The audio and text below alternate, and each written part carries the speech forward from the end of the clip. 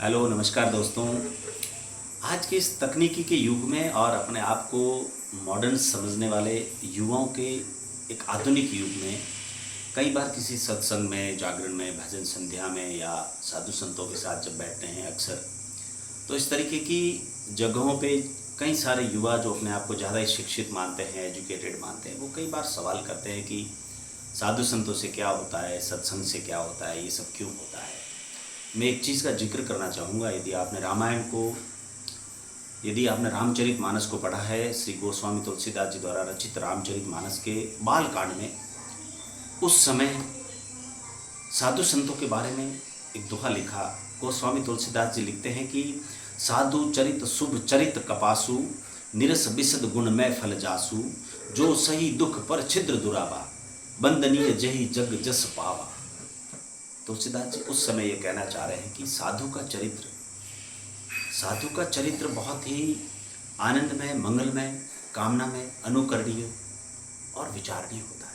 बहुत शुभ, बहुत अच्छा होता है। वो आगे कहते हैं कि एक कपास के पौधे के समान होता है। जिस तरह कपास का पौधा सफ़ेद होता है, ट्रांसपेरेंट होता है, उसी तरह साधु का हृदय, साधु का मन भी उसी तरह से एकदम आनंद में, करुणा में, दयावान होता है। आगे वो लिखते हैं कि निरस बिसद गुण में फल जानू। जिस तरह से कपास के पौधे का जो बीज होता है वो गुण में होता है, निरस होता है, निरोगी होता है, उसी तरह साधु संतों का शरीर और उनका जीवन भी उनकी वाणी से, उनके वचनों से, उनके प्रवचनों से, उनके आचरणों से बहुत ही शुभ, आनंदमय और करुणा में अच्छा होता है। एकदम सफ़ेद, उस बीज के गुण की तरह निरोगी, और इस आम जनता के लिए, हम जैसे लोगों के लिए बहुत शुभ होता है। फिर वो आगे लिखते हैं कि जो सही दुख पर छिद्र दुरावा।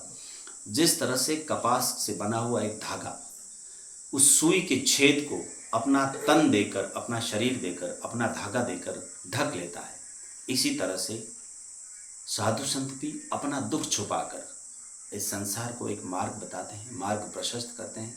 सत्संग के बारे में, साधुओं के बारे में अच्छे विचार देते हैं। इस जमाने को जीवन जीने की कला के बारे में, आध्यात्म के प्रेम के बारे में, दया, प्रेम और सत्य, ईमानदारी का रास्ता दिखाकर मार्ग प्रशस्त करते हैं। वो अपना दुख छिपाकर आम जनता को सुख प्रदान करते हैं। फिर वो आगे लिखते हैं कि वंदनीय जेहि जग जस पावा। ऐसा आचरण करने वाले साधु संत वंदनीय हैं, और वो वंदनीय होने के कारण, उनके आचरण और उनके पवित्र विचारों के कारण ही वो इस जग में बहुत बड़ा जस पाते हैं। इसलिए मेरे प्यारे मित्रों, कभी भी साधुओं की संगति, साधुओं के वेश, सत्संग के आचरण, सत्संग की प्रक्रिया और साधुओं के आचरण पर कभी सवाल मत उठाना।